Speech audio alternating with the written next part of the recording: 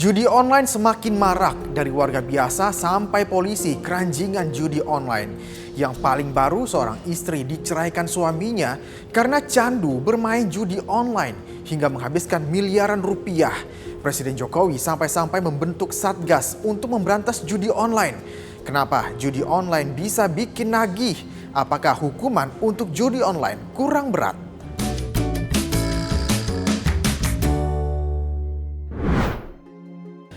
Kesal sang istri yang keranjingan main judi online sampai menghabiskan miliaran rupiah.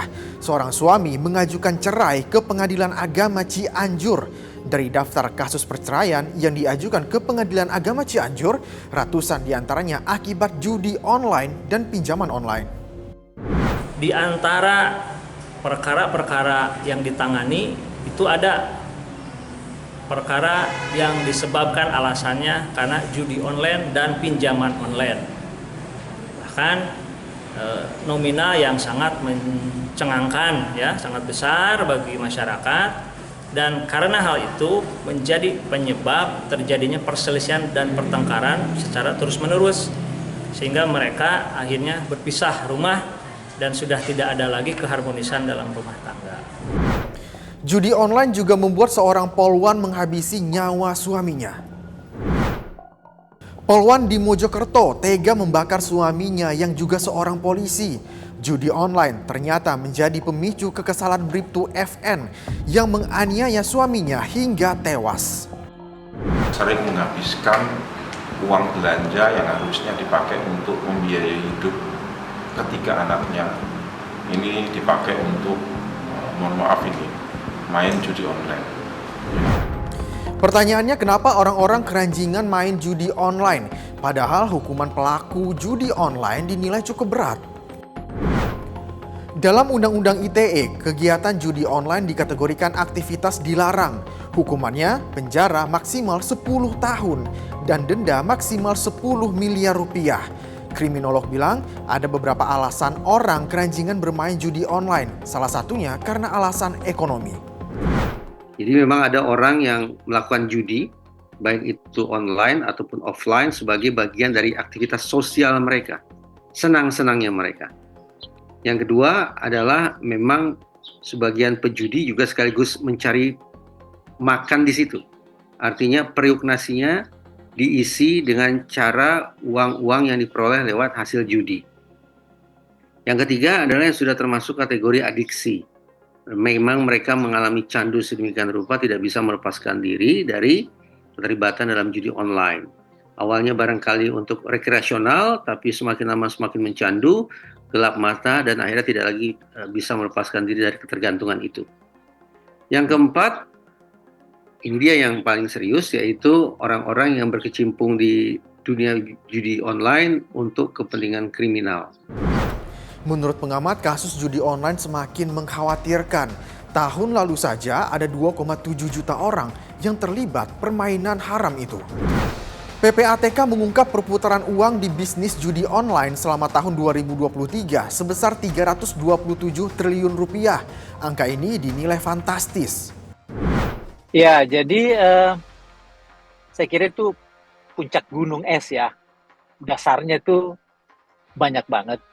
Kan sebelumnya juga ada TNI ya yang dilaporkan kan bunuh diri ke itu, bukan ini. Sebelumnya lagi kalau tidak salah ada mencoba ini juga aparat keamanan mencoba bunuh diri di Makassar tapi berhasil diselamatkan. Itu kan puncak-puncak. Nah, biar kita tidak nebak-nebak.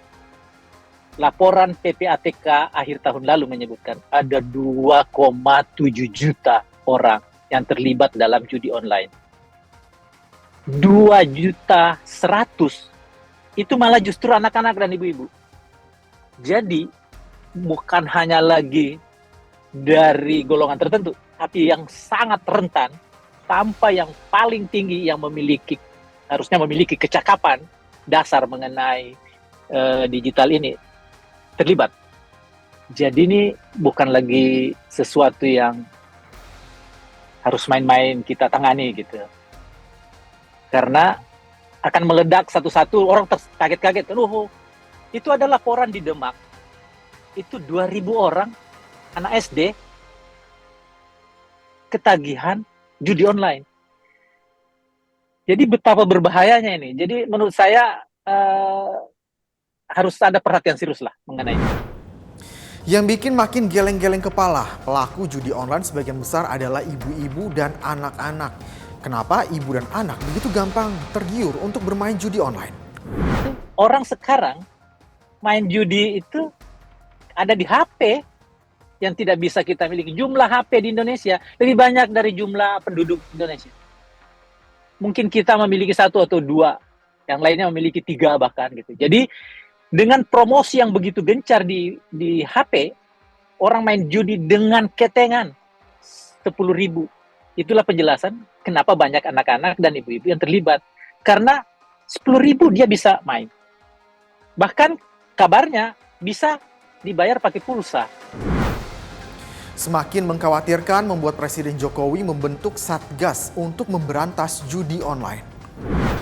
Lebih baik kalau ada rezeki, ada uang itu ditabung atau dijadikan modal usaha. Dan sudah banyak terjadi karena judi, harta benda habis, terjual, karena judi suami istri bercerai, karena judi melakukan kejahatan, melakukan kekerasan, bahkan tidak sedikit yang menimbulkan korban jiwa. 2,1 juta situs judi online sudah ditutup. Dan Satgas Judi Online juga sebentar lagi akan selesai dibentuk, yang harapan kita dapat mempercepat pemberantasan judi online. Dalam Satgas itu ada 2 kegiatan, yaitu Satgas Pencegahan dan Satgas Penindakan.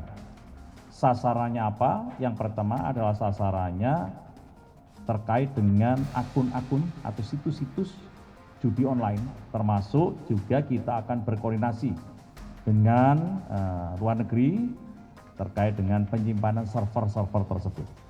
Kemudian berikutnya adalah Satgas juga akan melakukan penelusuran terhadap kurang lebih 4.000 sampai 5.000 rekening yang sekarang sudah diblokir.